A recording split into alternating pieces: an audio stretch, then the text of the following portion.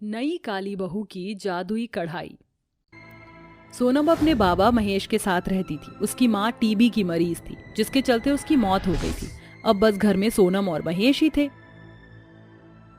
बाबा, आज आप काम पर मत जाइए। मैंने लोगों को बाहर बात करते हुए सुना था कि आज बहुत जोरों का तूफान आने की संभावना है। बेटा, अब चाहे आंधी आए या तूफान, मुझे काम तो करना ही पड़ेगा, वरना तेरी डोली कभी भी मेरे इस आंगन से नहीं उठ पाएगी। नहीं उठेगी तो ना सही। वैसे भी अगर ये दुनिया सिर्फ सुंदर और अमीर लोगों को ही अपनाती है तो मैं आपके साथ ही खुश हूँ। बेटा, तेरे लिए यह बात कहनी आसान है, लेकिन मेरे लिए तू मेरी जिम्मेदारी है और मैं अपनी जिम्मेदारी से पीछे नहीं हटूंगा। महेश सोनम को समझाकर अपने काम पर चला गया। अपने पिता के जाने के बाद सोनम एक आईने में खुद को निहारने लगी। क्यों, आखिर क्यों क्यों मैं इतनी काली और बदसूरत हूँ? इस उम्र में मैं अपने बाबा का गर्व बनने के बजाय उनके ऊपर बोझ बन रही हूँ। हे भगवान, क्या इस दुनिया में बस गोरे और सुंदर लोगों की ही जगह है? बचपन से जब से मैं पैदा हुई हूँ तब से मेरे माँ बाबा के ऊपर मैं बस एक बोझ ही थी। इसी बोझ में दबकर मेरी माँ चली गई। हे भगवान, मैं चाहती हूँ कि मेरी जल्द से जल्द इस आंगन से डोली उठ जाए। सोनम ये बातें रोते हुए बोल रही थी। उसका रंग बहुत काला था और वो देखने में भी ज्यादा सुंदर नहीं थी, जिसकी वजह से कोई भी लड़का उससे शादी करने को तैयार नहीं होता। इसी तरह से समय बीतता गया और आखिरकार सोनम का एक साधारण परिवार में रिश्ता पक्का हो गया। मेरी बच्ची, मुझे खुशी है कि आखिर मैंने तेरे लिए भी एक परिवार ढूंढ लिया।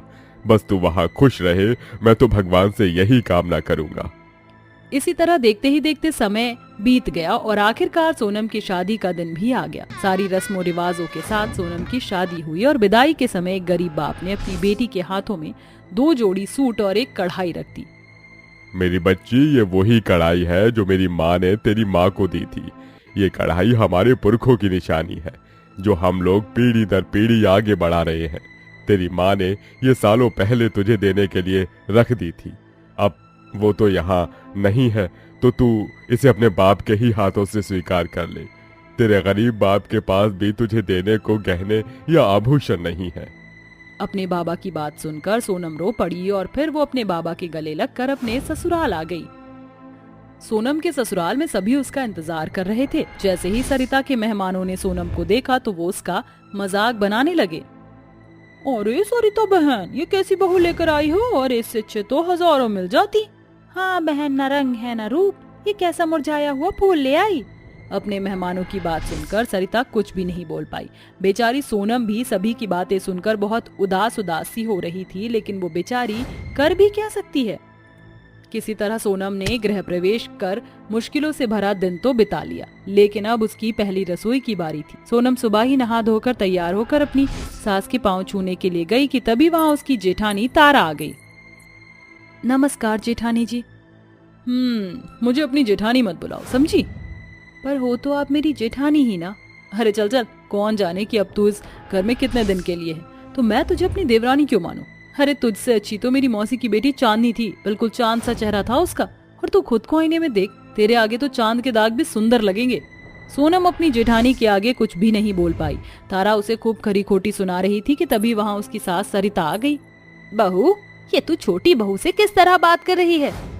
माँ जी, मैं ठीक ही तो कह रही हूँ। आप मेरे हीरे जैसे देवर के लिए कोयला ढूंढ कर लाई हो। अरे ना तो ये रूप की ही मालिक है और ना ही कुछ दहेज लेकर आई है। बस अपने ही तरह काली सी एक कढ़ाई ले आई, और जैसे हमारे घर में कढ़ाई की कमी हो। बहू बस कर। अरे तुझे कौन समझाए कि इंसान की सूरत उसकी सीरत से ज्यादा मायने नहीं रखती। अब तो खुद को ही देख ले, भले ही रूप देवी जैसा पाया है, लेकिन बातें सुनकर तो राक्षसी भी तुझसे ही माफी मांगेगी। तेरी बातें सुनकर तो कड़वा करेला भी मीठा लगेगा। सरिता ने तारा का मुंह यूं ही बंद कर दिया।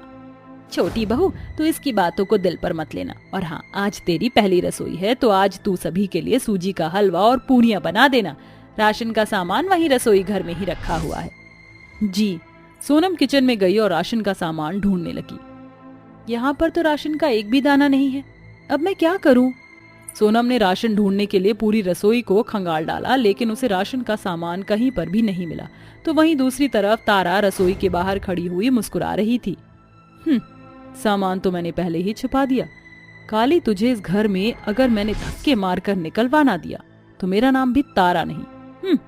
तारा वहां से चली गई। तो वहीं दूसरी तरफ, हे भगवान, पता नहीं आज क्या होगा, अब मैं हलवा पूरी कैसे बनाऊंगी। सोनम ऐसा बोल ही रही थी कि तभी किचन में रखी उसकी जादुई कढ़ाई में कुछ हलचल हुई और अचानक ही उससे धुआं निकलने लगा। ये क्या था? सोनम ने जैसे ही कढ़ाई को खोला तो उसके अंदर बहुत ही स्वादिष्ट सूजी का हलवा था। ये कैसे हुआ? इससे पहले सोनम कुछ और बोलती, अचानक ही वो जादुई कढ़ाई बोल पड़ी। ये इसीलिए हुआ क्योंकि तुम मेरे सामने मुसीबत में थी और मैं मुसीबत में फंसे लोगों की मदद करती हूँ, क्योंकि मैं हूँ एक जादुई कढ़ाई। जादुई कढ़ाई? ओहो सोनम, तुम डरो मत, मैं सालों से तुम्हारे परिवार का हिस्सा हूँ। अब जल्दी से मेरे अंदर बने स्वादिष्ट हलवे को अपने परिवार को खिला दो, फिर देखना सभी तुम्हारे दीवाने हो जाएंगे। सच मुच? दोनों हंसने लगी।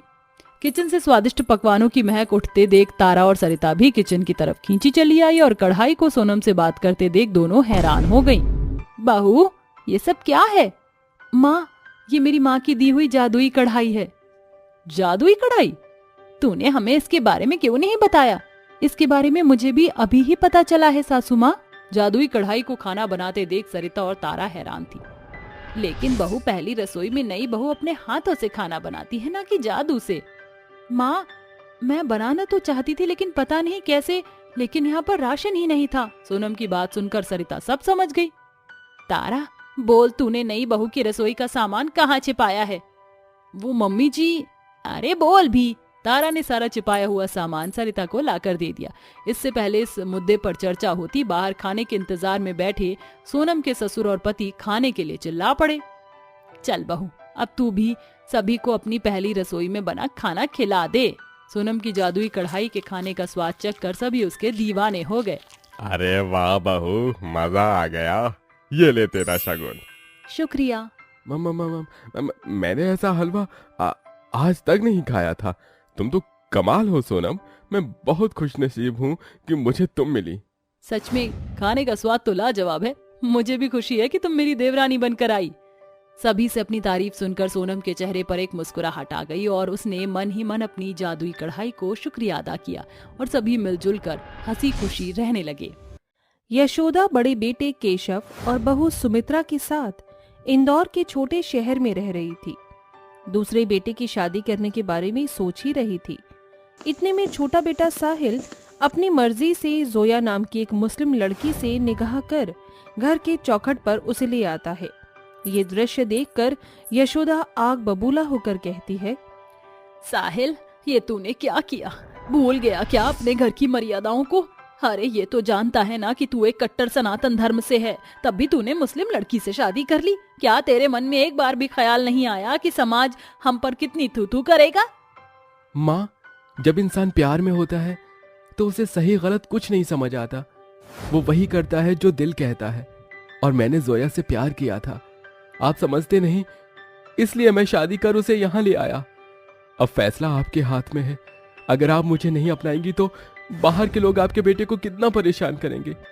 कुछ भी हो सकता है, या मैं घर को छोड़कर चला जाऊं। या अल्लाह, आप हमें एक मौका दीजिए अम्मी जान, हम आपको कोई गिला शिकवा नहीं होने देंगे।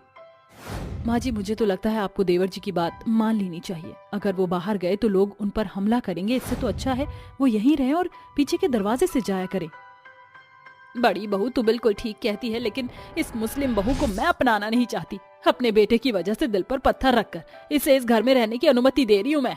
और हाँ, वैसे कोई स्वागत सत्कार नहीं करूंगी।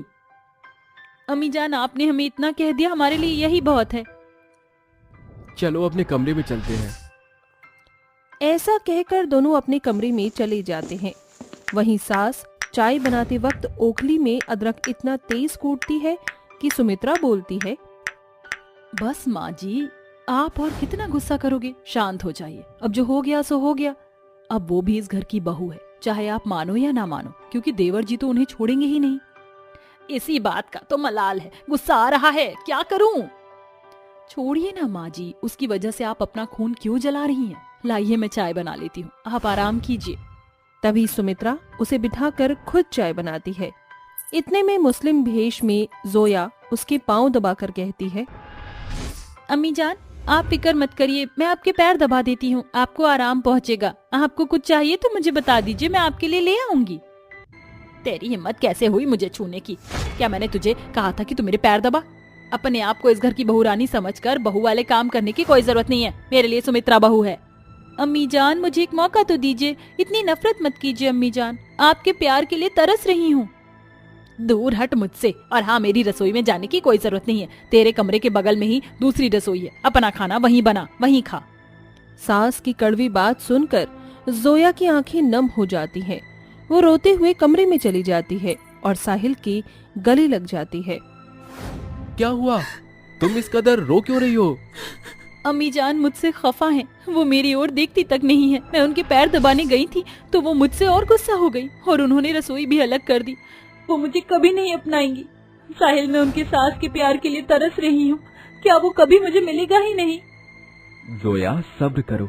माँ एक दिन तुम्हारी अच्छाइयाँ देखकर तुम्हें जरूर अपना लेंगी। अगले दिन सुमित्रा अपनी सास और पति के लिए खाना परोसती है तो जोया खीर बनाकर लाती है और यशोदा से कहती है, माँ जी, मैंने पहली रसोई का खाना बनाया है। आपको खीर बहुत पसंद है ना? ये लीजिए, खाकर देखिए। मुझे तेरे हाथों का कुछ नहीं खाना, भले ही वो मेरा पसंदीदा ही क्यों ना हो। सुमित्रा बहू, मेरा नाश्ता परोस दे। जी माँ जी। तभी सुमित्रा यशोदा को खाना परोसती है, जिसे खाकर यशोदा उगल देती है और कहती है, आय हाय बहू, ये कैसा पोहा बनाया है? एक तो वैसे ही मूड खराब है। माँ जी, दोबारा बना कर लाती हूँ। रहने दे, मैं बाहर जा रही हूँ पिंकी से मिलने। ऐसा कहकर यशोदा बाहर चली जाती है। मौके का फायदा उठाकर सुमित्रा भी पार्लर चली जाती है। कुछ देर बाद जब यशोदा वापस आती है तो सुमित्रा बहू के घर पर और आसपास कोई न होने पर जोया की रसोई में जाती है और छुपकर खीर खाकर कहती है, अरे वाह, इसने खीर तो बहुत अच्छी बनाई है। इतनी स्वादिष्ट खीर तो सुमित्रा बहू ने भी नहीं बनाई। अगर उसने मुझे देख लिया तो बोलेगी। चलती हूँ मैं, ये कटोरा ले लेती हूँ। यशोदा खीर खाकर अपने कमरे में चली जाती है। ये मंजर साहिल देखकर चुप हो जाता है।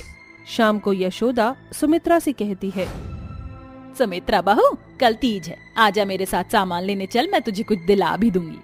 ठीक है माँ जी। सास की बात सुन जोया वहाँ आकर कहती है, माँ जी, क्या मैं भी आपके साथ चलूं? मुझे भी तीज का व्रत रखना है तो सामान चाहिए और मुझे पता भी नहीं है। नहीं, मैं तुझे अपने साथ नहीं ले जाऊंगी। समझ आई बात? तू कभी भी सुमित्रा के बराबर नहीं हो सकती। एक नाखून जितना भी मैं तुझे प्यार नहीं करती। दूर रह मुझसे। माँ जी, आप कब तक मुझसे ऐसे रुसवा रहेंगी? हमें माफ भी कर दीजिए। जोया, जब माँ जी ने तुमसे कह दिया है कि वो तुम्हें कभी नहीं अपनाएंगी तो बार बार ऐसे पूछ कर ना तो उनका खून जलाया करो, ना अपना दिल दुखाया करो। तुम इस घर में रह रही हो, ये बहुत बड़ी बात है। अब हटो, जाओ यहाँ से। ये शब्द सुनकर जोया का दिल चीर जाता है। वो बहुत रोती है, पर कहीं न कहीं वो जानती थी कि एक दिन उसकी सास जरूर उसे अपनाएगी। वक्त गुजरता है। यशोदा अपनी दोनों बहुओं में बहुत फर्क करती थी। इस बात से इनकार नहीं कर सकते हैं और ऐसा वो हमेशा ही करती है। अपनी बड़ी बहू को तो खाने के लिए, बाहर शॉपिंग के लिए पूछती है, उसके लिए सामान लाती है, उसकी चिंता करती है। वहीं दूसरी ओर वो मुस्लिम बहू की ओर देखती तक नहीं है। ना ही उसकी मदद करती है, ना ही उसे पसंद करती है, ना उसके लिए सास के फर्ज निभाती है। एक दिन जब यशोदा पूजा कर रही थी तो खिड़की से एक बिच्छू आकर उसके पैर में काट लेता है, जिससे वो नीली पड़ जाती है और जोर से चिल्लाती है, अरे बड़ी बहू सुमित्रा, जल्दी आ, कोई बचाओ मुझे, कहीं मैं मर ना जाऊं। बहू जल्दी आ। यशोदा की आवाज सुन भागी भागी दोनों बहुएं आती है। क्या हुआ माँ जी? बहू बिच्छू, बचा मुझे, मेरा जहर निकाल। क्या? मैं? और जहर निकालूं? नहीं नहीं नहीं, कहीं मुझे कुछ हो गया तो। इतना कहकर यशोदा बेहोश हो जाती है। मैं डॉक्टर को बुलाती हूँ, वही कुछ करेगा। सुमित्रा अपनी सास को इस हाल में छोड़कर चली जाती है। वहीं जोया कहती है, बड़ी दीदी किस मिट्टी की बनी है जो अम्मी जान को ऐसे छोड़कर चली गई? या अल्लाह, मेरी अम्मी जान को बख्शिए, अता फरमा। माँ जी नीली पड़ती जा रही हैं। अपनी सास को बचाने के लिए जोया उसके पैर से जहर चूस कर थूकती है और एक कपड़ा बांधती है, जिससे यशोदा होश में आ जाती है। वहीं जोया नीली पड़ जाती है। बहू, मैंने तुझे कितना गलत समझा और तूने मेरी जान बचा ली। मुझे सुमित्रा से ये उम्मीद नहीं थी। बहुत अच्छी है बहू तू। अम्मी जान, ये तो मेरा फर्ज था। तभी जोया बेहोश हो जाती है। फिर सब उसे हॉस्पिटल में एडमिट कराते हैं, जहां डॉक्टर उसका इलाज करता है। 24 घंटे बाद जब होश में वो आती है, आंख खुलते ही यशोदा उसके सर पर हाथ रखती है और उससे माफी मांगती है, साथ ही सुमित्रा भी। बहू, तू बहुत नेक दिल लड़की है, मुझे माफ कर दे, मैंने तेरे साथ बहुत बुरा किया। माँ जी, मुझे माफ कर दीजिए, उस वक्त मैं बहुत खुदगर्ज हो गई थी, जबकि आपने मेरे लिए बहुत कुछ किया है। शुक्रिया जोया, तुमने माँ जी की जान बचाई, अपनी जान की फिक्र ना करते हुए। अब बीती बातों को भूल जाइए, अब सब खुश रहेंगे, साथ रहेंगे। बहू, मैं तेरा गृह प्रवेश करना चाहती हूँ, मैंने तेरा स्वागत नहीं किया था ना। देखा जोया, मैंने कहा था ना, माँ एक दिन तुम्हें जरूर अपना लेंगी। और पता है, माँ ने तुम्हारे हाथ की छुपकर खीर भी खाई थी पहले दिन। इस तरह जोया के ठीक हो जाने के बाद साहिल जोया से दोबारा शादी करता है, जहां उसकी माँ और घर के सभी लोग बहुत नाचते गाते हैं। फिर यशोदा अपनी बहू का गृह प्रवेश करती है और सब एक साथ खुशी खुशी रहने लगते हैं। श्रेया और काजल दोनों सांवली रंगत की थीं। दोनों में सिर्फ 2 साल का फर्क था, वरना हमेशा दोनों बहनों को एक जैसे कपड़े चाहिए थे, साथ में खाना था, साथ में ही स्कूल जाना था और साथ में ही वो पढ़ाई करती हैं और साथ में नृत्य सीखती हैं। इस तरह दोनों बहनें बड़ी हो जाती हैं। अब वो एक दूसरे का बहुत ख्याल रखती थीं। ऐसे ही एक दिन उनकी माँ जानकी उनके लिए पोहा बनाती है। दोनों सो रही थी, तभी उन्हें उठाते हुए वो कहती है, श्रेया बेटा, काजल उठ जाओ दोनों, देखो आज मैंने नाश्ते में तुम्हारे लिए पोहा बनाया है, उठो दोनों। माँ सोने दो ना, माँ अभी मुझे और नींद आ रही है। ठीक है, तो मैं ये सामने वाली सुनीता संगीता को दे देती हूँ, मेरी मेहनत तो दिखती नहीं है किसी को। जैसे ही जानकी जाने वाली होती है, तभी दोनों उठकर अपनी माँ को गले लगाकर एक साथ कहती हैं, अरे माँ, हम खाएंगे, आप फिक्र मत करो, हम सारा खत्म कर देंगे। मैं जानती थी तुम अपनी पसंदीदा चीज किसी को बांट नहीं सकते, खा ही लोगे। लाओ माँ, दो, अभी खाओ। नहीं, बिल्कुल नहीं, जाकर पहले नहाओ धो, तब आने के बाद दूंगी, जल्दी जाओ। ठीक है माँ। तभी दोनों रेडी होकर अपनी माँ के पास बैठती हैं और वो जब खाना मांगती हैं तो जानकी मना कर देती है और कहती है, आज मैं बारी बारी से तुम लोगों को अपने हाथ से खिलाऊंगी खाना। सच माँ, खिलाइए ना। हाँ माँ, बहुत समय हो गया है। तभी जानकी बारी बारी से अपनी बेटियों को खाना खिलाती है। उसके बाद दोनों कॉलेज चली जाती हैं, जहाँ कॉलेज के दोस्त उन दोनों बहनों का मजाक उड़ाते हैं। देखो, दोनों सांवली बहन आ गई। सांवली क्यों बोल रही हो? काली ही बोलो ना, काली ही दिखती हैं। ए, तमीज से बोलो, काली हो गोरी हो तुम्हें क्या? तुम्हें ज्यादा दर्द हो रहा है तो आओ पैसे निकाल कर दो, हम पार्लर चले जाएंगे। हाँ हाँ, दो ना पैसे, क्यों नहीं दे रही हो? क्यों, गला सूख गया या तुम कंगाल हो गई ये शब्द सुनकर? आए बड़ी दूसरों को दलील देने। चल बहन, खुद तो इतना सारा मेकअप पोतती हो, तुमसे तो अच्छी हैं हम दोनों बहनें। तुझे बड़ा पता है। हमें तो पता है, लेकिन सबको हम अब बता देते हैं। ऐसा कहकर श्रेया किसी के हाथ से बोतल लेकर सारा पानी टीना पर उड़ेल देती है। सारा मेकअप उतर जाने पर टीना की धज्जियां उड़ जाती हैं। कॉलेज के बच्चे हंसने लगते हैं। फिर दोनों बहनें चली जाती हैं। घर जाकर दोनों घर का काम करती हैं, फिर पढ़ाई। तभी जानकी कहती है, तुम दोनों बहुत बड़ी हो गई हो, शादी होने वाली है, चलो गाजर का हलवा बनाकर दिखाओ। ठीक है माँ। जब दोनों बहनें गाजर का हलवा साथ में बनाती हैं तो लड़ती हैं। अरे मैं बोल रही हूँ ना, पहले खोया डलेगा फिर चीनी। अरे नहीं यार, पहले गाजर डलेगा फिर चीनी खोया। अरे तुम दोनों लड़ क्यों रही हो? पहले गाजर को पका लो, तब ये सब डालना। ठीक है माँ। अपनी माँ की बात सुनकर दोनों उसी तरीके से गाजर का हलवा बनाती हैं और उनका बनाया हलवा खाने के बाद जानकी कहती है, अरे वाह मेरी दोनों बच्चियों, तुमने तो बहुत अच्छा हलवा बनाया है, ऐसा लग रहा है किसी शेफ ने बनाया हो। वक्त आ चला है कि अब मैं तुम्हारा विवाह कर दूं। माँ, हम दोनों आपसे बहुत प्यार करते हैं, आपको छोड़कर कैसे जाएंगे? अच्छा माँ, ये सब बातें छोड़ दो, आप हमारी चंपी कर दो। ये सुनकर जानकी इन दोनों के बालों की बारी बारी से चंपी कर देती है। वक्त गुजरता है। मायके में दोनों को भरपूर प्यार मिलता है और कुछ समय में उन दोनों की शादी मालिनी के बेटे मोहित और गर्वित से हो जाती है। ससुराल में आने के बाद सास मालिनी उनकी रंगत से थोड़ी रूठी हुई थी। धीरे धीरे दोनों बहनें घर की सारी जिम्मेदारी संभाल लेती हैं। ऐसे ही एक दिन काजल जब सूखे कपड़े लाती है तो अपनी साड़ी देखकर मालिनी कहती है, ये कैसे कपड़े धोए काजल बहू तूने? तेरी माँ ने तुझे कुछ सिखा कर नहीं भेजा क्या? माँ जी मैंने अच्छे से साफ किया था, मैं नहीं जानती कि ये दाग कैसे लगा। देख रही है सोनाली, कैसे तेरी भाभी मुझसे जुबान लड़ा रही है। अरे माँ, गरीब घर की बेटियों से शादी करोगी तो ऐसे ही तो करेगी। एक तो काली, ऊपर से दहेज भी नहीं लाई। सोनाली दीदी अब ज्यादा ही हो रहा है। लाइए माँ जी, मैं साफ कर देती हूँ। कोई जरूरत नहीं है, तुम दोनों ही हो काली। तुम्हारे हाथ में कपड़े या और कुछ भी जाएगा तो वो भी काला ही हो जाएगा, दाग तो पड़ने ही है। दोनों माँ बेटी श्रेया और काजल से घर के सारे काम करवाती हैं। घर का सारा काम करने के बाद जब दोनों खाना खाने के लिए रसोई में खाना परोसती हैं तो सास काजल का हाथ पकड़कर कहती है, बहू तुमने मुझसे पूछा खाने के लिए? नहीं ना, तुम दोनों काली बहू खाना नहीं खाओगी, रखो इस प्लेट को। पर माँ जी आप हमारे साथ ऐसा बर्ताव क्यों कर रही हैं? आखिर हमसे क्या गलती हुई है? यही कि तुम दोनों काली हो, गरीब हो, मेरी बहू तो बिल्कुल नहीं लगती। माँ जी हम सुबह से काम कर रहे हैं, हमें भूख लगी है, खाएंगे नहीं तो रहेंगे कैसे? बोल दिया ना, जब तक मैं नहीं बोलूंगी तुम्हें कोई खाना नहीं खाना। ये लो भाभी, ये मेरे 4-5 सूट हैं, कुछ में तुरपाई होगी कुछ में सिलाई होगी, जरा दोनों जल्दी से करके दे दो। नंद की बात सुनकर भूखी बहुएं उसका सूट सही करने लगती हैं। इस तरह दोनों उसे परेशान किया करती थीं, अपने साथ खाने नहीं देती थीं, कहीं बाहर जाने नहीं देती थीं।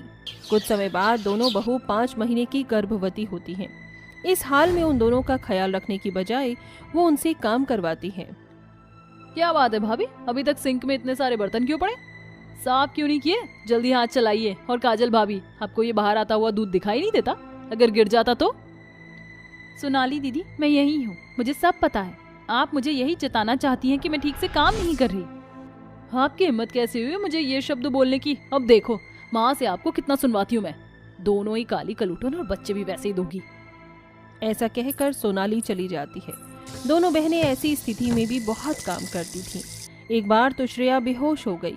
उसके मुंह पर पानी की 4 छींट डालने के बाद उसकी सास उसे काम करने को कहती है, फिर वो झाड़ू पोंछा करती है।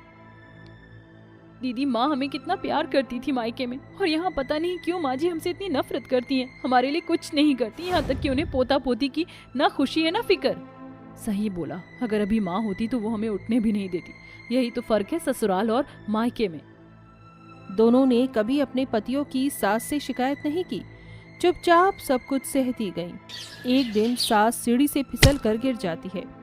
वो सोनाली को आवाज लगाती है, लेकिन वो तो अपने कमरे में हेडफोन लगाकर नाचने में व्यस्त थी, तो माँ की आवाज कान से कैसे सुनती। तभी दोनों बहू अपनी सास को जैसे तैसे उठाकर कमरे में ले जाते हैं। माँ जी हो सकता है आपकी कमर में कोई अंदरूनी चोट आ गई हो, इसलिए मैं आपके लिए हल्दी का दूध लेकर आती हूँ जिससे आप ठीक हो जाओगी। ये लीजिए माँ जी, तकिया लगा लीजिए, मैं आपके बाम लगा देती हूँ ताकि आपको थोड़ी राहत मिल जाए उस जगह। मैंने तुम दोनों के साथ बहुत गलत किया बहू, और तभी तुम्हें मेरी इतनी फिक्र है। मुझे माफ कर दो, आज मुझे अपनी भूल का पछतावा हो रहा है। मेरी खुद की बेटी मेरे पास नहीं आई ऐसी परिस्थिति में, पर तुम दोनों बिना आवाज लगाए भी आ गई। माँ जी हम तो वही हैं, आप हमें बोलेंगी भी नहीं तो भी हमारा फर्ज बनता है कि हम आपके पास रहें, आपका काम करें। तभी काजल दूध लेकर आती है और अपनी सास को अपने हाथ से पिलाती है। उसके बाद वो दोनों से माफी मांगकर उनके साथ खुशी खुशी रहती है। कुछ समय बाद दोनों एक बेटे और दूसरी बेटी को जन्म देती हैं। वहीं ऐसे बर्ताव के लिए मालिनी सोनाली को डांटती है और उसकी शादी करके उसे भी ससुराल भेज देती है। फिर सब खुशी खुशी रहने लगते हैं।